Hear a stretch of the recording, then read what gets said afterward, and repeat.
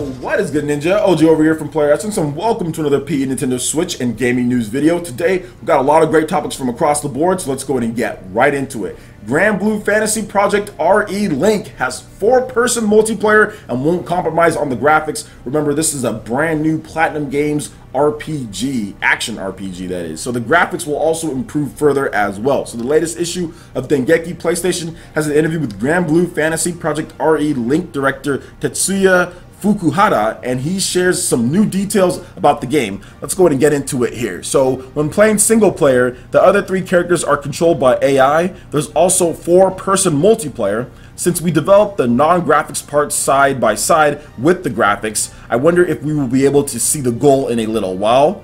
Since we cannot compromise on graphics, side games and side designation staff are being stationed at Platinum Games. The latest issue of Weekly Famitsu also has other tidbits from the developer interview. The team has reached the point to where it can say it feels good about the basic actions. New information beyond the past weekend's Granblue Fantasy Fez 2017 is still a little while ahead. The graphics will further improve. The goal is to make a game in which players can enjoy situations where the course changes from one to the next, as well as enjoy multiplayer. Granblue Fantasy Project RE Link is due out for the PlayStation 4 in Japan in 2018. You can check out more information, link in the description below. So yeah, this game is looking really cool. Looks like they're really going to try to push the PlayStation 4 as hard as they can within reason in terms of budget and everything. But like I've said before, side games, they have a ton of money, and if they're stationing people at Platinum Games, they want to make sure that this project goes over smoothly. Remember what happened with Scalebound? That game was really trying to push the original Xbox One.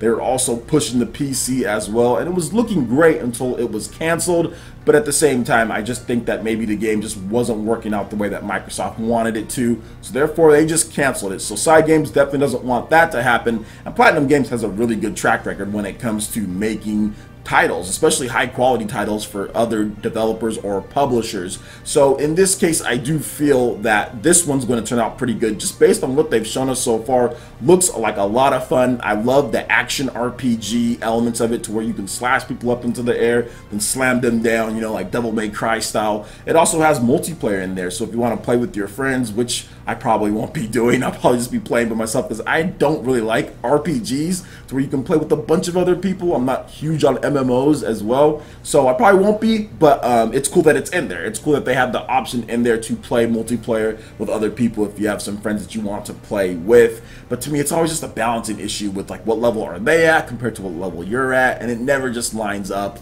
unless maybe like you're in the same house, you know, or maybe something like that. I used to play like Borderlands with my friends or my roommates right there, but without it, it was just like, you know, whatever. But it's good that they have the option in there. And overall, I love Platinum Games. I think this is going to be a great PlayStation 4 title. They really want to make a high quality RPG. It's taken a little bit of time. We're in the 5th year, or going into the 5th year of the PlayStation 4, but some of these Japanese developers are definitely pulling out some great games here in terms of in the 4th and 5th year of the PlayStation 4's life. So what do you guys think about Granblue Fantasy Project RE Link for the PlayStation 4 so far? Let me know your thoughts in the comment section below. Alright, and moving into the next article here, NBA 2K18 patch number 7 is coming soon to the Nintendo Switch. So let's go ahead and get into these updates here. So updated a custom t-shirt kiosk, that's also coming.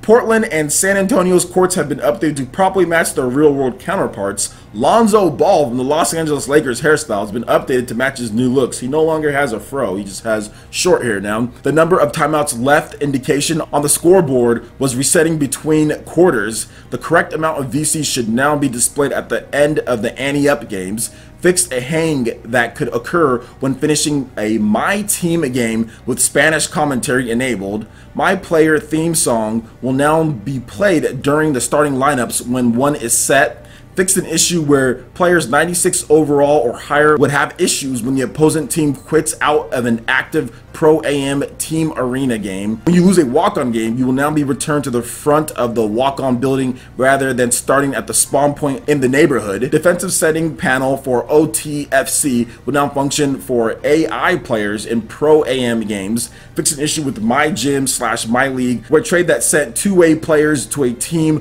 whose roster is full can result in one or more of those players disappearing from the league. So that doesn't seem very good, and it seems like some serious issues in terms terms of the patches have really came about in this game. Some of those could be really soul crushing, like you're doing a trade and then all of a sudden you trade the player and they disappear. That's not good at all. That could ruin your trade or your day. So I'm glad that they're fixing it, but man, some of these issues seem very bad. Like, I've read over some of the other ones here, and some of them could completely destroy your playthrough of the game or completely ruin your trade if a player disappears and you're expecting to have that player on your team, or you're expecting to get a player back. I mean, that's horrible. That's really bad, but hey, it is what it is. This is their first year on the Nintendo Switch in a long time, since the Wii U NBA 2K13, which that game looked like a PS2 game.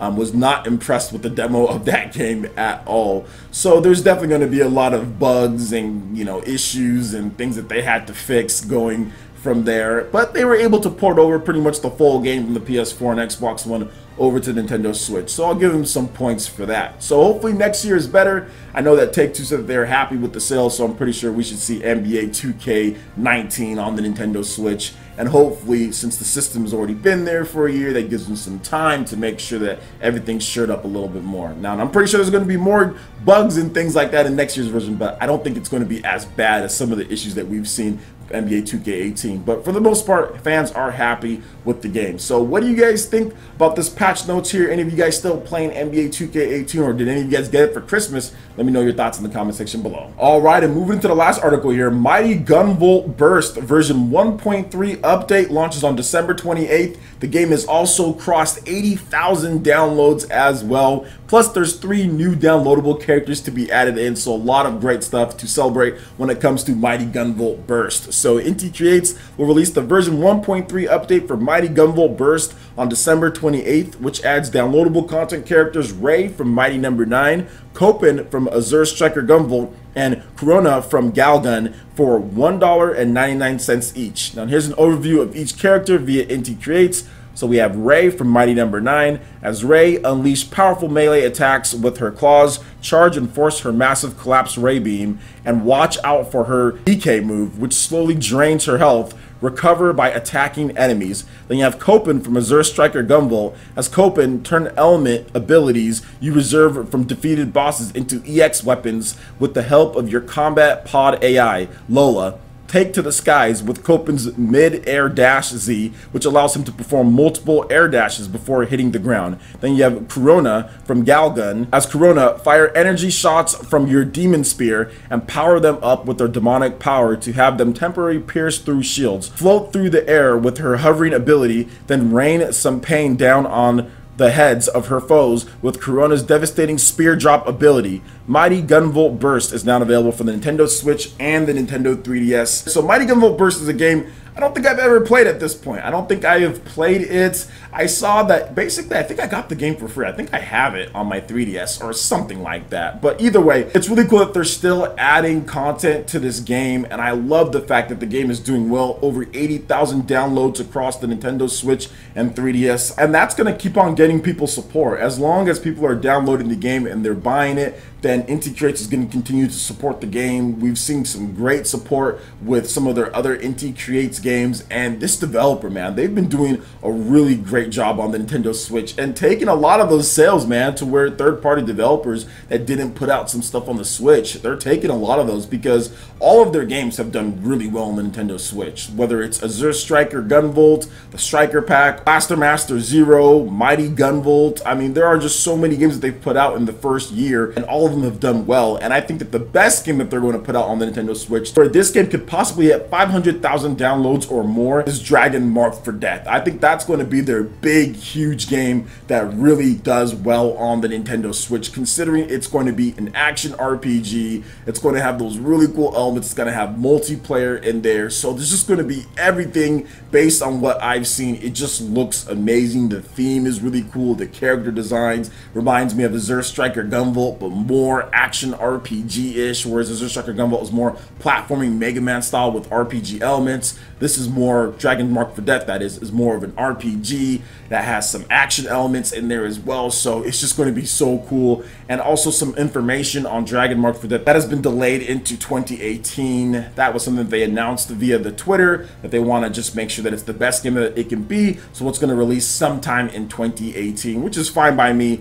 We have too many games for 2017 as it is, and Xenoblade Chronicles 2 is still taking up all my time in terms of RPGs. So if they want to delay that to the first half of 2018, I'm fine by that. Heck, even if it's later in 2018, I'm fine by that as well. There's already a lot of RPGs that are coming out in 2018, so where it comes out is going to be key. But either way, it's going to be a lot of fun, and shout outs to Inti Creates for the amazing Nintendo Switch support. What do you guys think about Mighty Gunvolt Burst in terms of the new characters and the stages and Inti Creates' support on the Nintendo Switch? Let me know your thoughts in the comment section below. Alright, Ninja, that wraps it up for this video here. Go ahead and check out the links in the description below. We've got Facebook, we've got Twitter. Go ahead and give us a like and a follow on our social media. Really helps us spread the content of Player Essence across the interwebs in addition to YouTube. Also, make sure you check out our Patreon and YouTube live gaming page and consider supporting Player Essence. When you do so, it gets you access to all sorts of cool benefits, perks, rewards, and emotes via YouTube.